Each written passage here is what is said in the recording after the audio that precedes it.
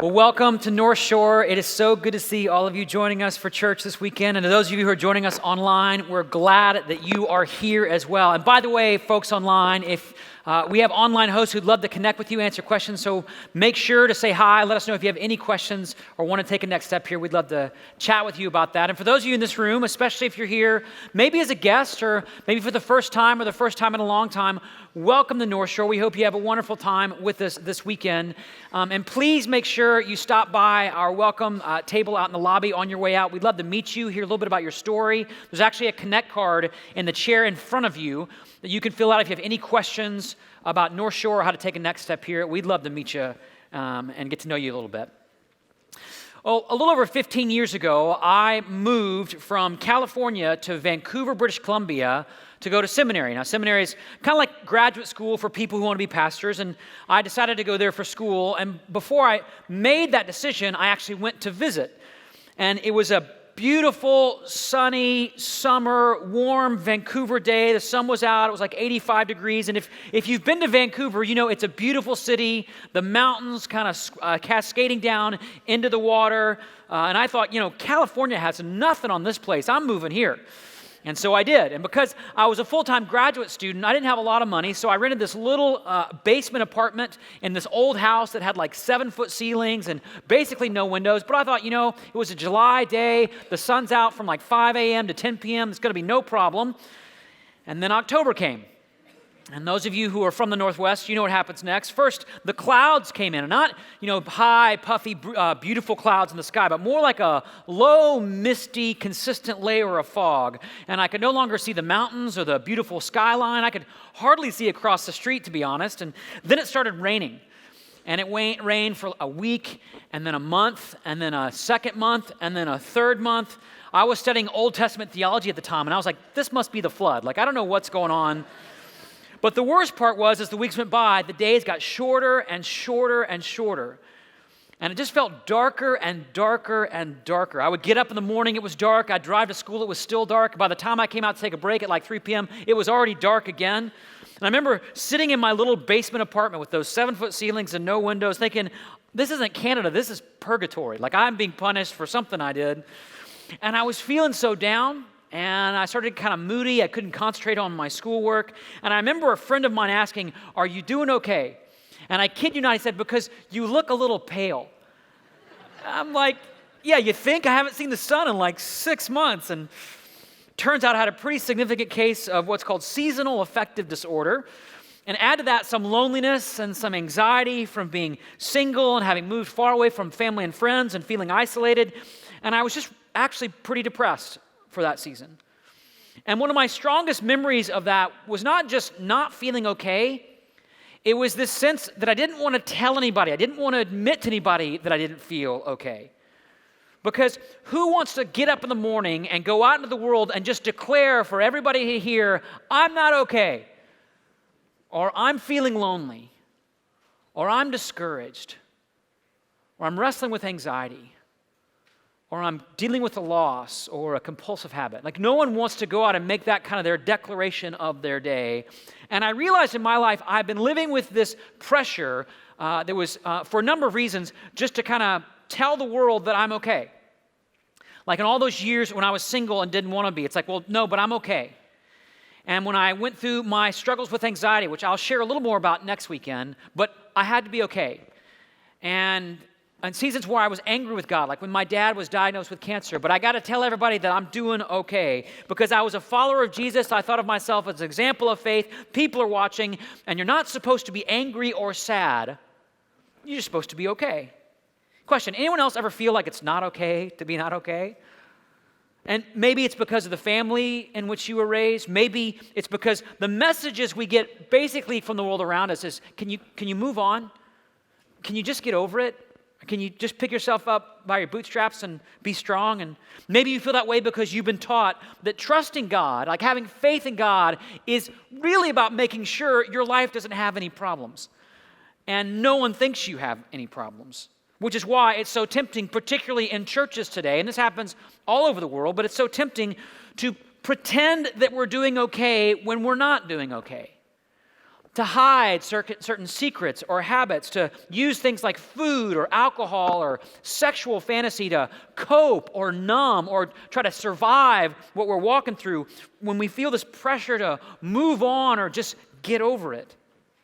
Which is a little ironic given that pretty much everyone in the Bible had all kinds of issues. I mean, Abraham tried to pawn off his wife just to kind of save his own skin. Jacob had one dysfunctional relationship after another. Moses had a terrible temper. David struggled with deception and lust. The Bible doesn't have a subtitle, but if it did, I'm convinced it should be the Bible because we have issues. Like that would just be the appropriate subtitle for this book. So for the next few weeks, we're going to talk as candidly as we can about our issues. In the series we're calling It's Okay to Not Be Okay. And we're going to look at some of the not okay parts of life. We're going to look at some questions we've all faced, like, what do you do when you're not okay? How do you walk through a season when you're anxious or depressed or grieving a loss? How do you hang on to God when it feels like there's not much in life to hang on to? Some of you may be thinking, gee, this sounds like a bit of a downer. Just let me know when this series is over and I'll come back. But here's the thing. This is not a sickness series. This is a hope series. Because God has a different answer to humanity than just move on or get over it. When life is not okay, God is actually inviting us into a deeper journey. A sacred journey, if you will, not to get over or around our pain or our problems, but to move through them. And we're going to kind of live in this word through it today. And it's a really amazing word. It's good news and it's bad news if you think about it, having to go through something. It's good news because if you move through something that's like there's a light at the end of the tunnel, there's hopeful outcomes. There's something I might reach or attain by going through this journey. But it can be bad news as well because to go through something means there's no way around it. There's no detour or shortcut. When it comes to what's not okay, the only way through it is through it. I have a 2.5-year-old at home, which means my reading list these days is comprised of really deep theological books like Runaway Bunny or Goodnight Moon or Llama Llama Red Pajama. That's kind of my sermon prep these days, is kind of going through those. And someone recently gave me a book called We're Going on a Bear Hunt. Anyone remember the book We're Going on a Bear Hunt? Yeah, it's about this family that goes out of their way to go out looking for bears in the woods. Kind of a weird thing if you think about it. Maybe it's a Northwest thing, but I've been told it's one of those books that you sing. Right? So this is what I was told to do. It's like, you're going on a bear hunt. We're gonna catch a big one. What a beautiful day. We're not scared. Am I just embarrassing myself right now in front of everybody? I kind of feel like I am because you're staring at me like I'm a little bit crazy, but that's kind of how the story goes. And then they go out and they have all these obstacles they run into. They have long grass and a river and mud and a thick forest and a snowstorm. And through each one of those obstacles, this one refrain gets repeated over and over and over. We can't go over it. We can't go under it. Oh no. And you know the line, we've got to go through it. Now here's the deal. That's not just, a nice kind of idea from a kid's story. This idea is deeply biblical. It's deeply rooted biblical wisdom. Psalm 23, one of the most well-known prayers in the Bible, puts it this way. It says, even though I walk through the darkest valley. Not around the darkest valley, not above the darkest valley, not kind of viewing all the other folks who are having to go through their dark valley. Even though I walk through the darkest valley, I will fear no evil, for you are with me. See, when it comes to the dark valleys in life, we don't get to go around, we don't get to go above. The only way through them is through them. So just think for a moment about what you're walking through right now. Maybe another relationship didn't work out, and now you feel frustrated and alone. Maybe your marriage is on the rocks or in crisis or has ended, and you're not sure where to turn. Maybe you're between jobs again. Maybe you're dealing with a loss or the loss of a loved one. Maybe you're battling anxiety or depression and you don't want anyone to know about it. Maybe you're just struggling and you don't even really know why. And everything inside us in these moments wants to get over it, get around it, not feel it, or just move on. But here's the thing. When it comes to the dark valley, you can't go over it. You can't go under it. The only way through it is through it. And it leads to this really important principle in our spiritual lives, in your life with God, and it's this: the only way through what you're going through is going through it. The only way through whatever you're going through is actually going through it. So we're going to learn in this series together how to go through. Not move on, but move forward when you feel like you can't move on. To go through something that you're sitting there thinking, there's no way I'll ever make it through this. And this weekend we're starting with step one, and it's always the same first step no matter what you're going through, and it's a real simple word that we're going to learn to say, and it's the word help. Help. When you're not okay, help. When you're struggling with a loss, help. When you're feeling anxious or discouraged, help. When a relationship has ended, help.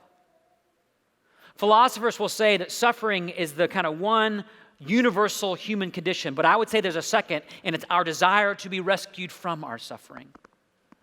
That is our desire for help. Everyone at some point asks for help. Help is actually one of the most common prayers in the Bible. Abraham asked God for help. When the Israelites are in Egypt, they ask God for help. King David is on the run for his life. He asks God for help. Prophet Elijah is discouraged and tired and doesn't know where he's going to turn, and he asks God for help. Help is probably the most fundamental human prayer. Even someone who doesn't believe in God asks God for help. Like when things get really rough and there's no way through, they can look to the sky and say, I don't know who's up there or what you're like, but somebody help me. But the reason this word is so important is not just because we find ourselves in need of help, though we do often. The reason this word is so crucial to our spiritual lives is because God has actually revealed himself to us as a helper. In fact, one of the most common ways the people of God described God in the Old Testament is as a helper.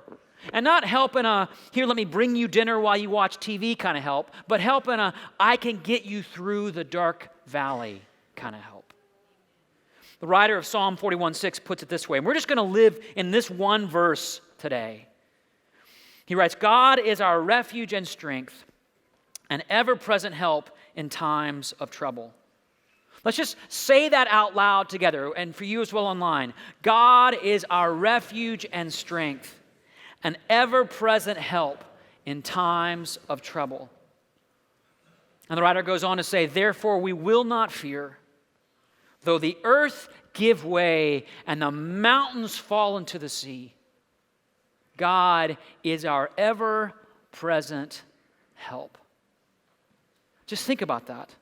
Not just occasionally, not just when life is going well, not just when you've made a good choice, not just when you feel really close to God. God is an ever-present help, which means he's always available, 24/7, never closed, no wait time, no automated menu. You know those automated menus on the phone? Like press 1 if you're sad, press 2 if you're lonely. No, it's not like that with God, okay? Ever-present help and a refuge. A refuge is a place that's safe in a world where nothing else is safe. I grew up in Little Rock, Arkansas, and it sits on the edge of what's known as Tornado Alley. Tornado Alley is this area where tornadoes are most likely to happen from Texas up through Oklahoma and Kansas and Nebraska. And by the way, those of you from the West Coast, those are other states, just so you know. And once or twice a year, we would hear the tornado sirens letting us know a storm was coming through. And I remember this one time with this huge storm coming through town, my mom pulling my sister and I into the hallway of our little one-story house and holding us underneath a mattress she had brought out and put in the hallway that we sat under as a tornado came storming down our street. It sounded like a freight train. And I had every reason to be afraid, but I never felt safer because I had a refuge. And by the way, the refuge wasn't the mattress. The refuge was my mom. You see, when you're in a valley, when you're in the dark valley, money isn't a very good refuge. When you're in a dark valley, your resume is not really a great refuge. When you're in a dark valley, God is a great refuge. And God is our strength, the psalmist says, meaning you don't have to be strong. It's not about your strength. It's not about how strong you are It's not about what energy you can muster to try to get through that. You can be weak and broken and feel helpless and just surrender yourself. God can be your strength in the valley. And in fact, it's in the valley we discover that God's strength is more important than our strength. The language of this text, to put it simply, God is always there to help. God is always there to help. So question, when is God not available? Never.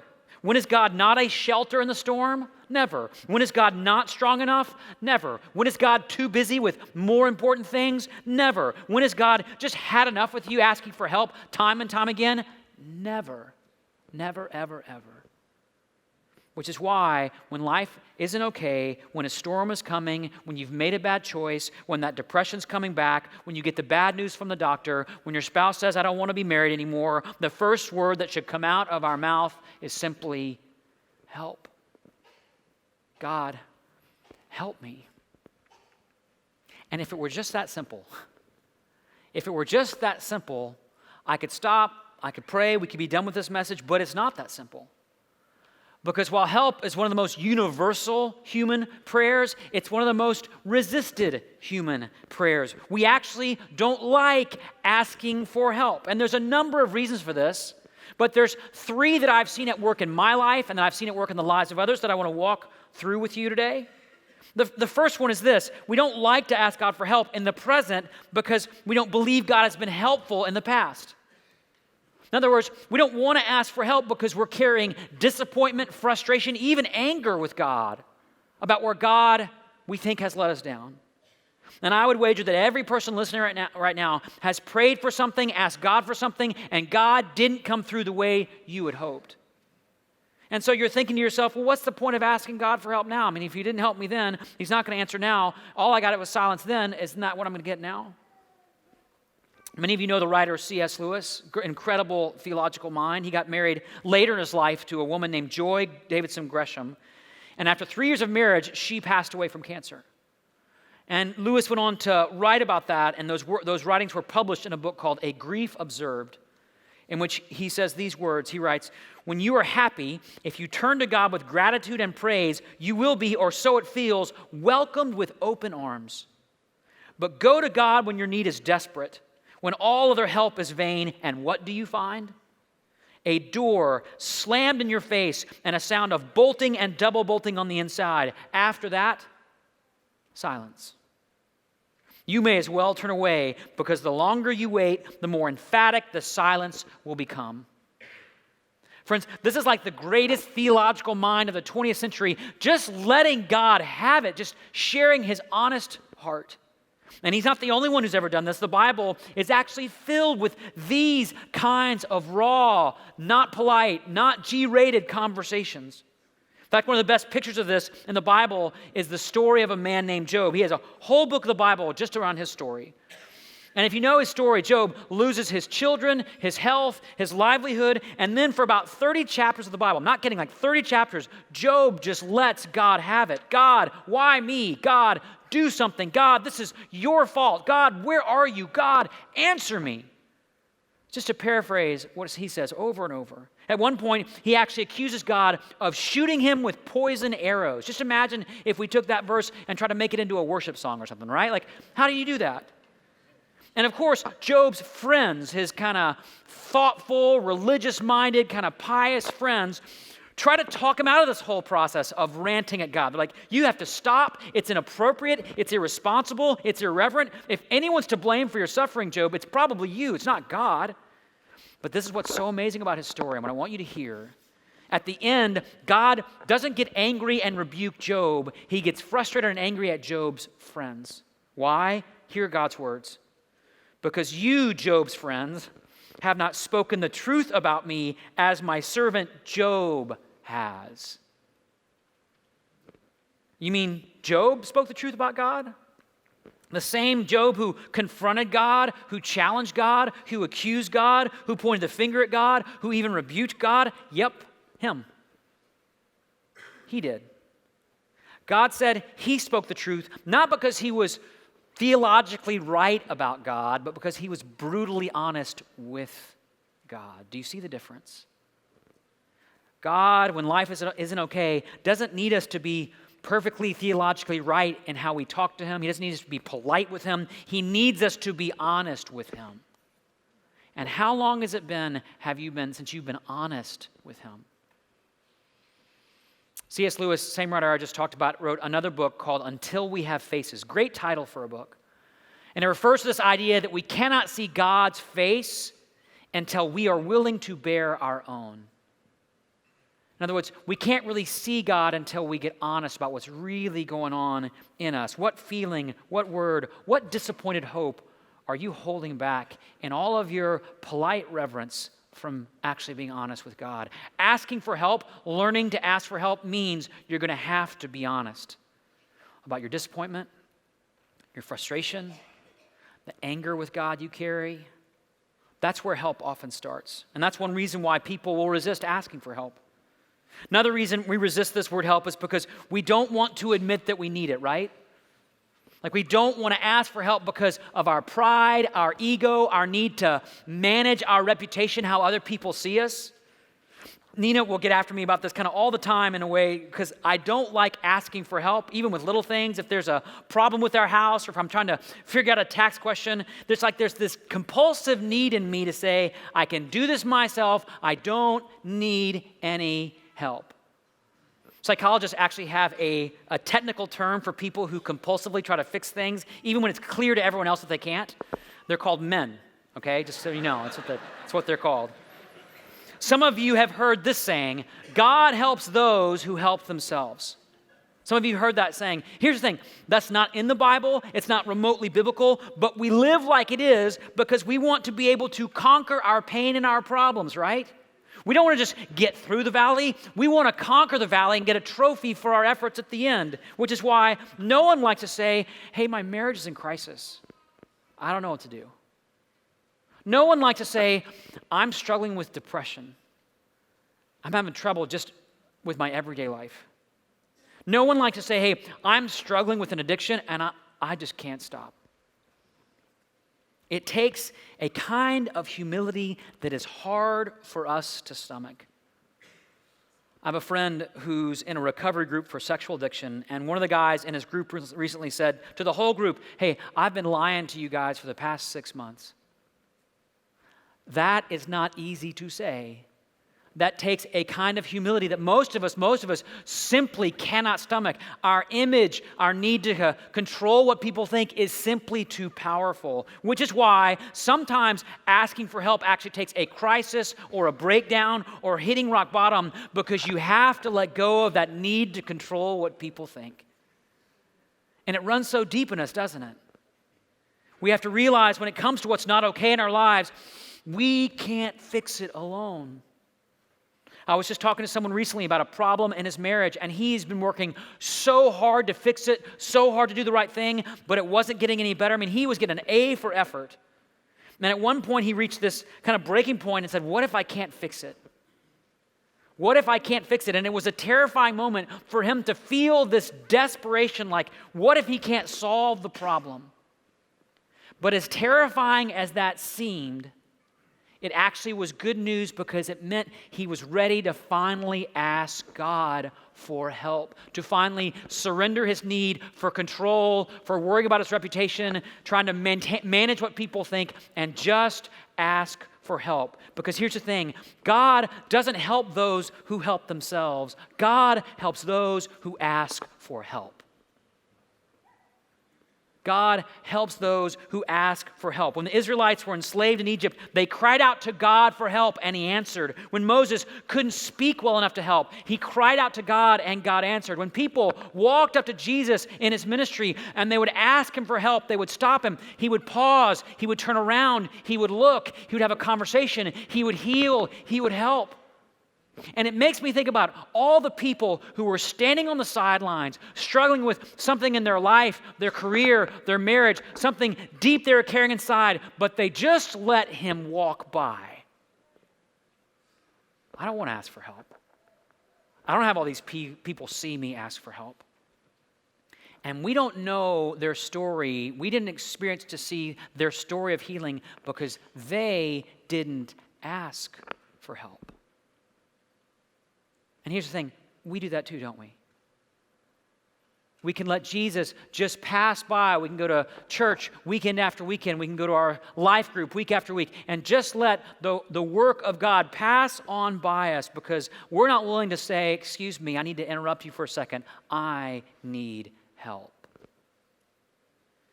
And maybe the reason you're feeling stuck in your life or stuck in your spiritual life or God doesn't seem real isn't about the problem you're facing. Maybe it's just about your pride, that need to control, manage your reputation. Well, God doesn't help those who help themselves, and that's really good news. God helps those who ask for help. And I think He's daring you to say, just try me on this. Just try me.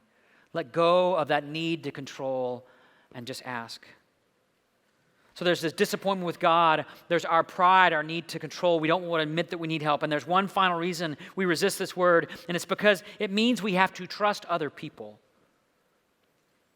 To ask for help means you've got to trust other people with whatever you're going through. And this isn't easy to do, right? A number of you have been vulnerable about a pain or a problem in your life, and you didn't get the response you were hoping for in the past, maybe.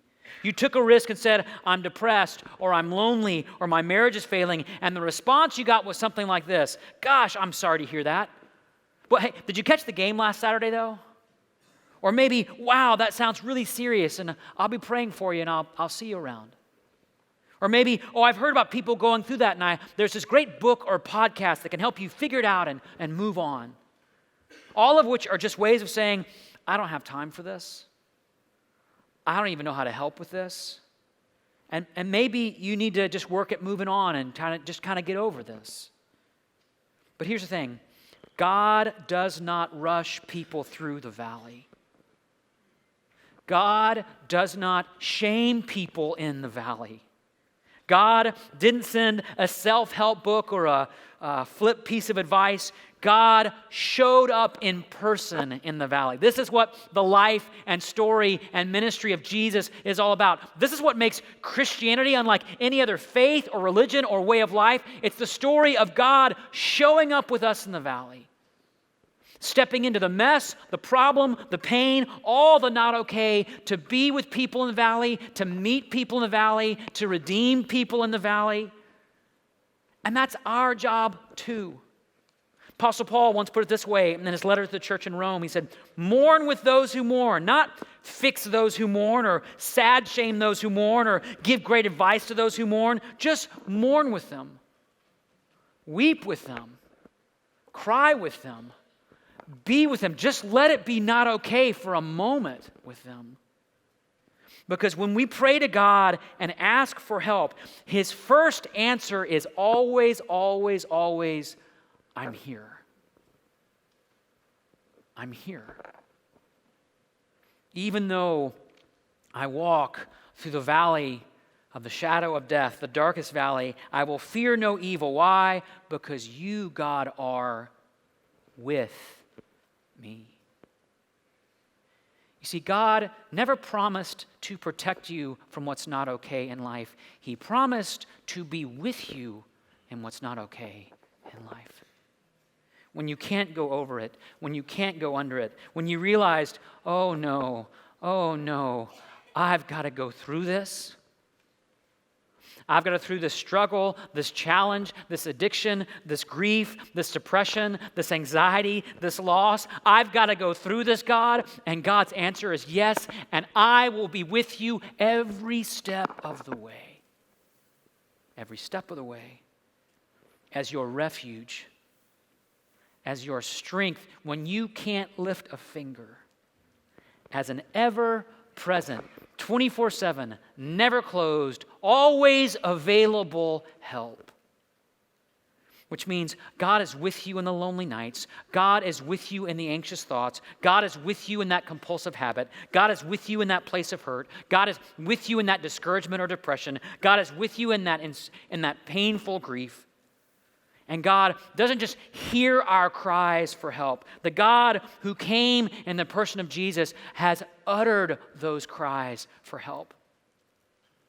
The Jesus who faced rejection and persecution and isolation and then stared, looking at the cross in the face and said, God, take this cup from me. God, don't make me go through this.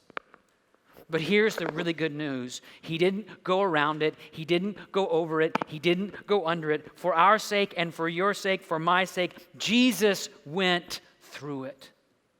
And he took on all that's not okay in our world, and he took it to a cross, and he took it to a tomb, and he came out the other side risen. Jesus knows the way through, which means whatever you're walking through, whatever you're carrying, wherever you are, whatever your story, God can get you through it. He can get you through it. He can get you through it.